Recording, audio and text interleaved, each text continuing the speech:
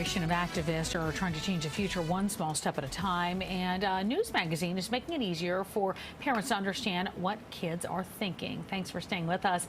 I'm Tamsin Fidel. And I'm Erin LeBeau. So sometimes trying to figure out what's going through your child's mind is like pulling teeth. But the magazine, The Weekly Junior, set out to discover what's important to kids, what change they want to see, and what they want adults to know the most. Yeah, well, joining us now to talk more about it and discuss the results of the magazine's editor-in-chief is Andrea Barberlick. And Andrea, thanks so much for being with us this afternoon. Thank you for having me. Well, so first of all, let's talk about the kids in this survey you did. How old are they, and are they from all different backgrounds? Yes, we surveyed about 800 children ages 8 to 14 across the United States, and they're from all different geographic locations and backgrounds. It's a nationally representative sample that matches up with the U.S. Census. All right, so let's jump into some of this data. Where do kids stand when it comes to news and current events? Is it something that they are actually interested in? They are intensely interested in the news and current events. 88% of kids told us that they think it's very important to know what's happening in the world, and that's reflected in their behavior. So 80% talk about current events at least 3 times a week, and 30% talk about it every day. So those are really high numbers. And the other interesting breakdown in the statistics that we saw is that once they do know what's going on in the world, 47% of them are curious to know more, and an equal number, 47%, are also concerned about the future. So with nearly half kids concerned about the future, like you're talking, what are the issues they want the politicians to take action on the most or first? They are very concerned about a wide variety of very sophisticated issues. The number one thing that they want elected officials to focus on is inflation. They know prices have gone up, and they're concerned for their own family and for other families. Right behind that, they're concerned about gun violence, and they want politicians to take action on that. And they're also very concerned about food insecurity, making sure all kids have a good education, and making sure that everyone has access to high-quality health care. So we know that children, they can make an impact too. They are finding ways to make a change in their own communities. What are some of the ways that kids are making a difference?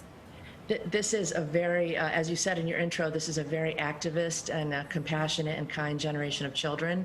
And at their young age, they're already making a big difference in their communities. They're donating to food drives and coat drives. They're helping out their neighbors who may need it. They're donating time. They're having fundraisers. They're selling jewelry and making baked goods and donating it to causes they care about. And they're volunteering at animal shelters and other organizations. And it's just so inspiring to see that this is how young people are choosing to spend their spare time, and that this is such a high priority in their lives. Yeah, it really is special. So I'm curious, was there anything from the study that surprised you? Well, I wouldn't say I was surprised, but I was delighted to see the answer to one of our questions, which was, who are the top newsmakers of 2022? And the number one newsmaker was President Zelensky of Ukraine. Number 2 was Simone Biles, the gymnast and mental health advocate.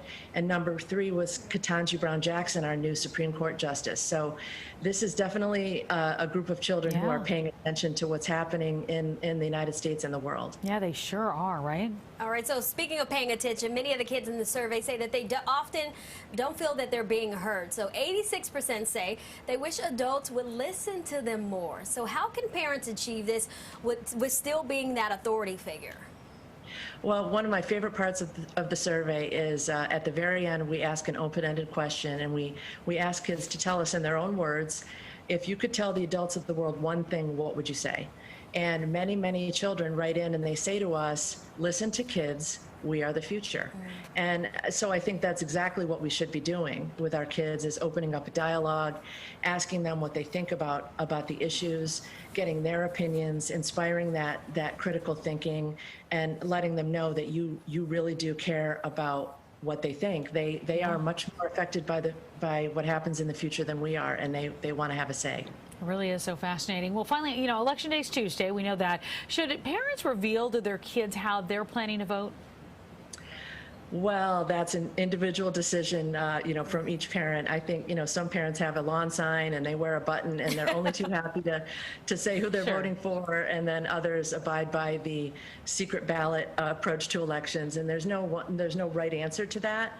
But I would say that either way, this is an amazing time, an amazing moment to help our kids understand what's happening on Tuesday. We're not electing a president, but so much is at stake, including the balance of power in the federal government and offices at the state and local level. So I would encourage them to look into who's running for office, what their positions are. You can look at their platforms online, ask them what they think, who would they vote for if they could, and get those conversations going that will, instill a strong interest in our democracy and in civic responsibility. Sure, different dinner time conversation than I had when I was a kid, right?